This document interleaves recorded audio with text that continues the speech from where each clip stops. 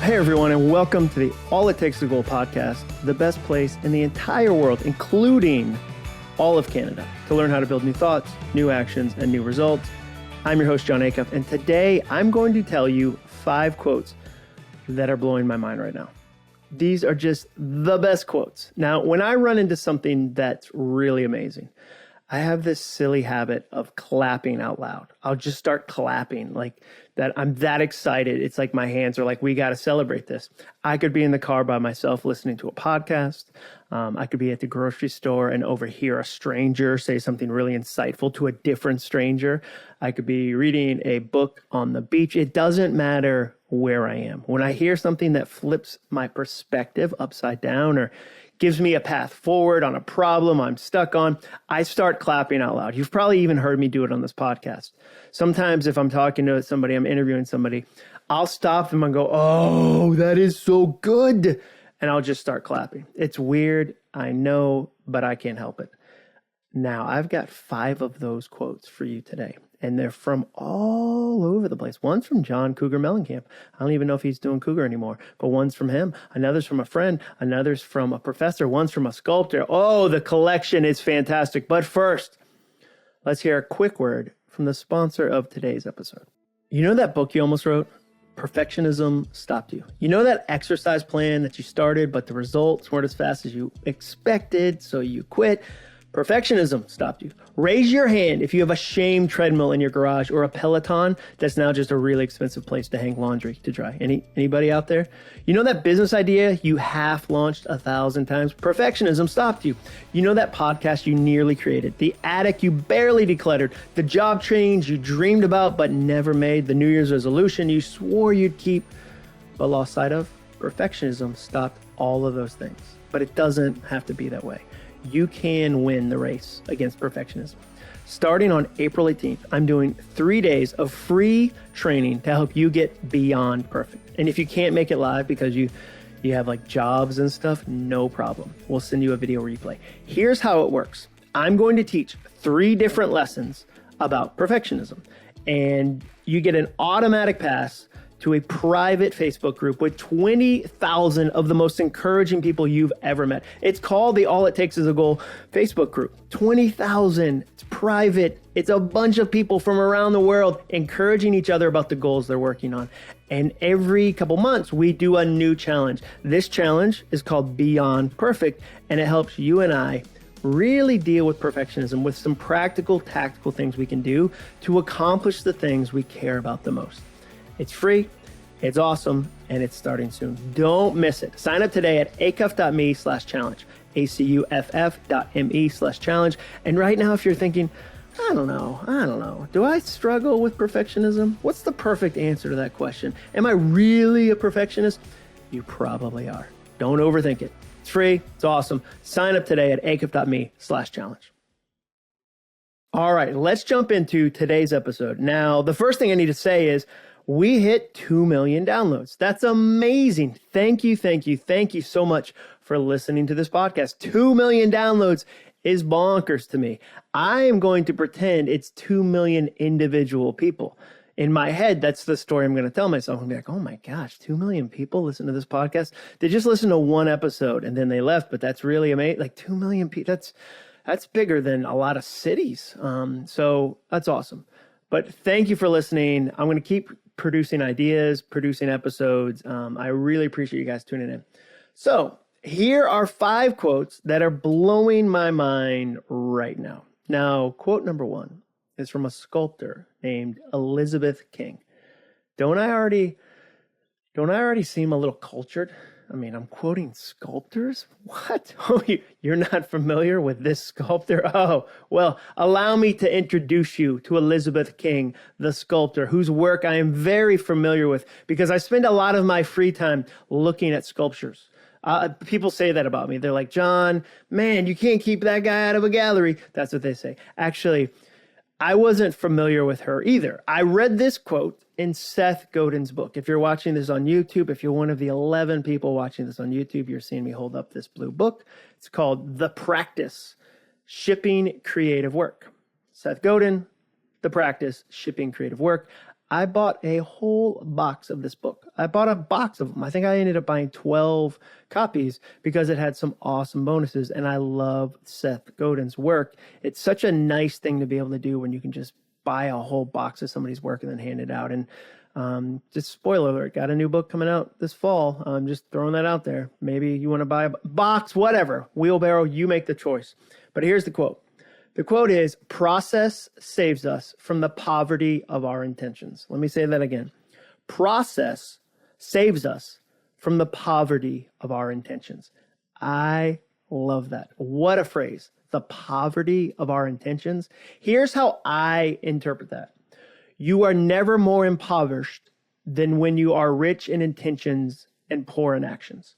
You are never more impoverished. Am I saying that word right? I don't feel like I am. I'm being dramatic, but it doesn't feel like I'm crushing that word very well. How about this? You are never more broke than when you are rich in intentions and poor in actions. The reason I'm writing my 10th book right now is not that I discovered some magical next level of creativity. I just learned the power of systems. I have a system for writing books, and the system doesn't limit my creativity. It actually amplifies it. Young artists tend to think that boundaries hold you back, but they don't. Boundaries set you free. And as a system, you get all these boundaries. Like when you use a system, you get these really healthy boundaries around this mushy process of writing. And it gives me the freedom to actually finish my books. I was not a system person growing up. I really wasn't. It's only been into like my mid 40s that I started to really invest in, really engage in systems and go, oh, wait a second. So you're saying it doesn't have to be chaotic. It doesn't have to be stressful. It doesn't have to be super messy. You're saying with a couple systems, life can be amazing. Well, let me figure out how to dial up some systems. I've been playing around with them for the last few years, and life is so much better. And I love the way that Elizabeth King said that. I talk a lot about systems in the Guaranteed Goals community. I have this private community online where we work on goals together. You can check that out at acuff.me/goals. But again, quote number one from Elizabeth King is, process saves us from the poverty of our intentions. And between now and the next episode, maybe I'll learn how to say the word impoverished. I feel like I did well there, but it's like once you say a word incorrectly, you overthink the word and you say it even worse the next time. Okay, quote number two, as promised, this one comes from Jon Mellencamp, formerly John Cougar Mellencamp.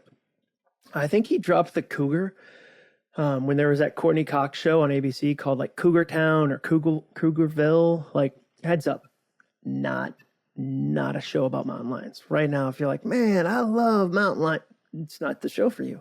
Like, you can probably find it streaming. It's not, you're going to be disappointed. There's not even a single mountain lion in that entire show. Anyway, you know John Cougar Mellencamp. He's of Jack and Diane fame, singer-songwriter, performer. Anyway, I saw this quote, not in a book, but actually on Instagram. Have you heard of Instagram? Are you familiar with Instagram? I'm on there. Look up Jon Acuff. I'm right there. There's a lot of content on Instagram. If you haven't been on Instagram, you're going to love it. All the cool kids are there.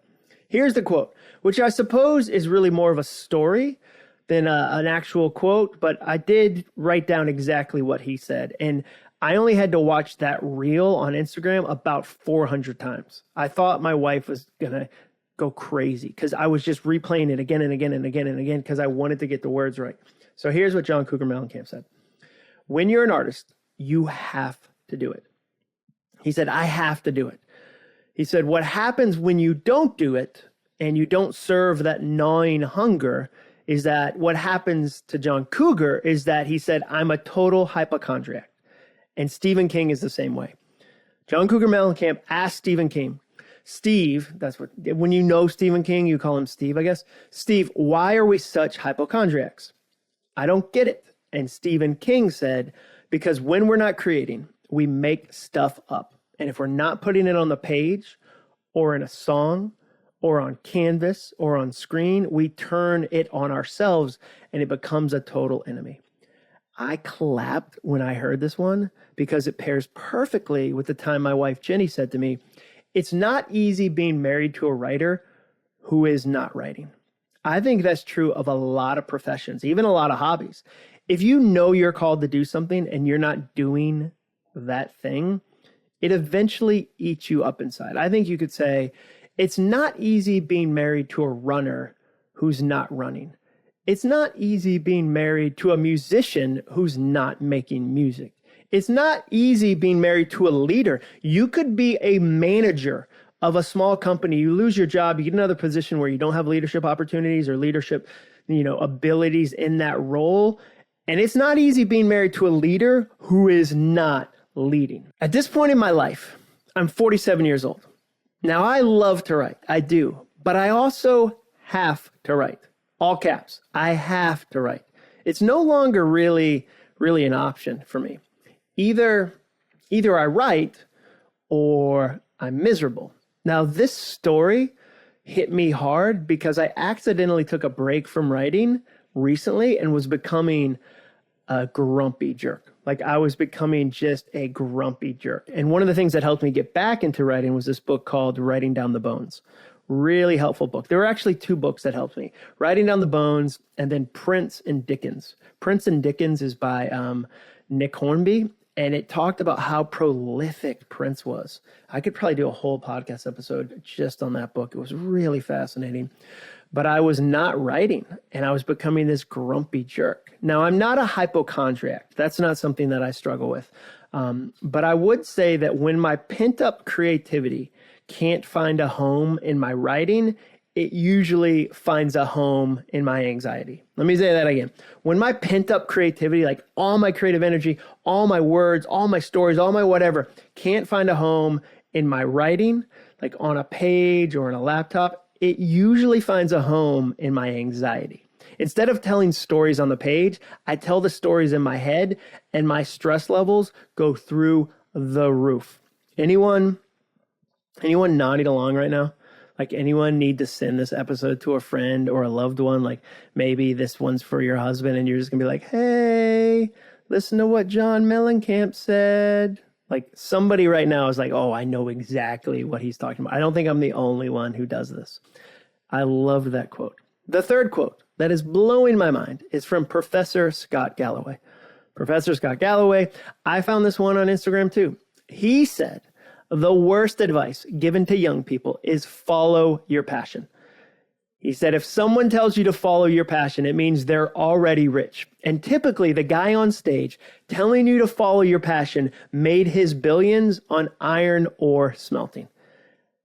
Wow, that is some gospel truth right there. It drives me bonkers, literally bonkers, when successful people give you fictional advice that they didn't follow themselves. It's motivational nonsense, and it's everywhere. Now, I personally think it happens because no one likes to admit there is luck in life. Like, there is. You might say blessing, coincidence, favor, any other word. You can use any other word meaning you received something good that you did not build or control. There is luck in life. There are opportunities you didn't earn that come your way. That happens all the time. Now, I do believe in my core that you can increase your luck. You can generate more luck, more opportunities by the decisions you make. So I'll give you an example from my own life. I got lucky when someone on Dave Ramsey's team read my blog and said, hey, I read this blog. We should have this random dude in Atlanta come speak to our team in Nashville.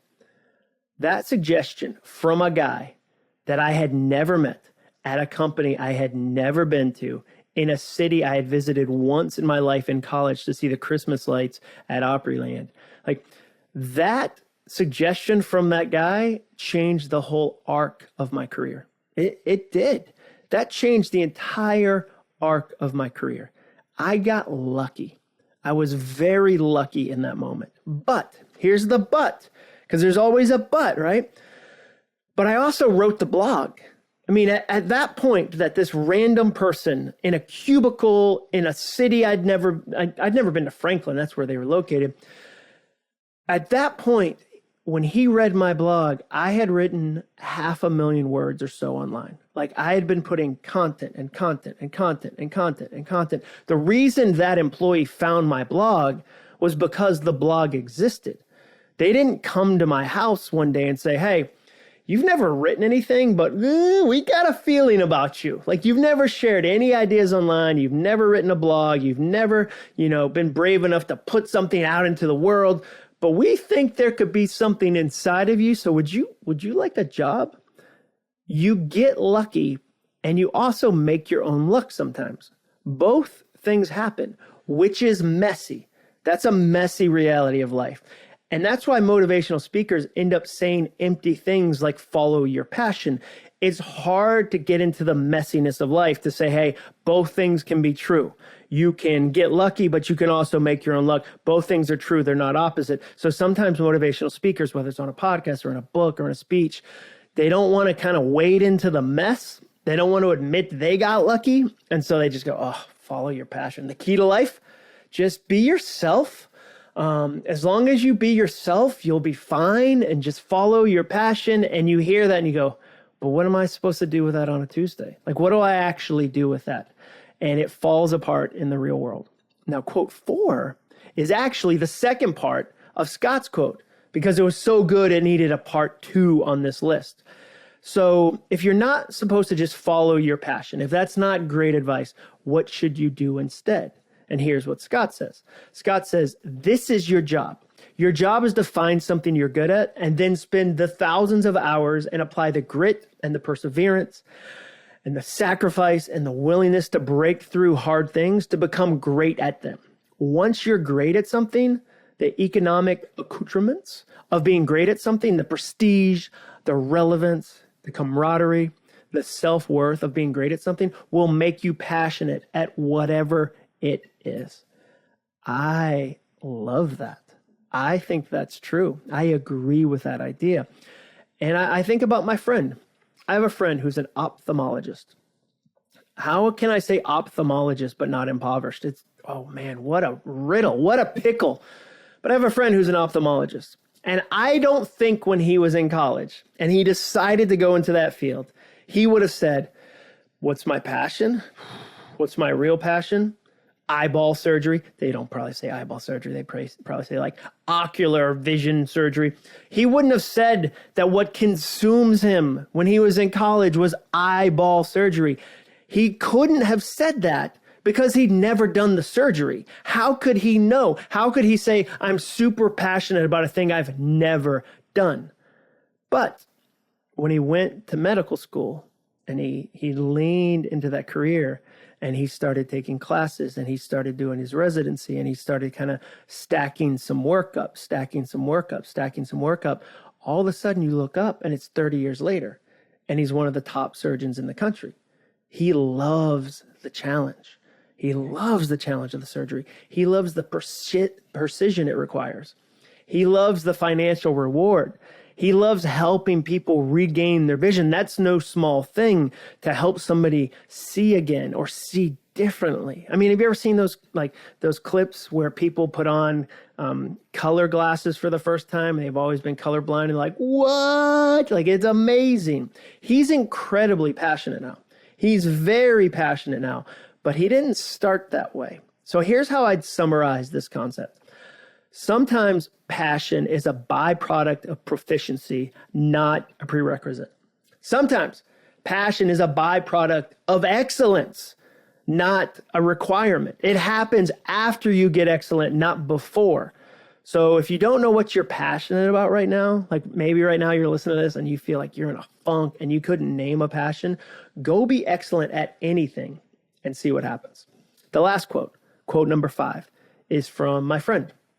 A friend of mine who's really a mentor, really a guru to me, Al Andrews. You've probably heard me talk about Al Andrews before. I've quoted him in probably 2 or 3 books. Just a brilliant guy. Al runs a nonprofit counseling center here in Nashville for musicians called Porter's Call. It's amazing. From the person that just got their first album deal to the person that's selling out stadiums with 80,000 people in them.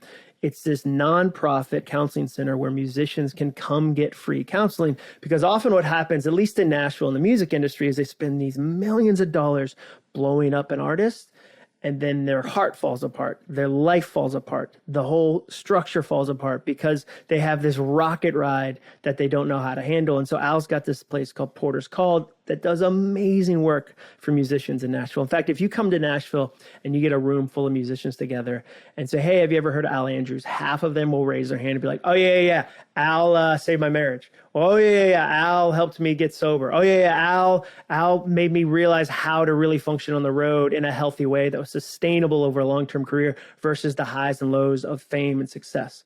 Al's just this amazing guy. And so I called him up recently after a bomb went off in my life. Now, and I've known Al forever. I've known Al since the day I was born. He came to the hospital the day I was born. He was college roommates with my dad.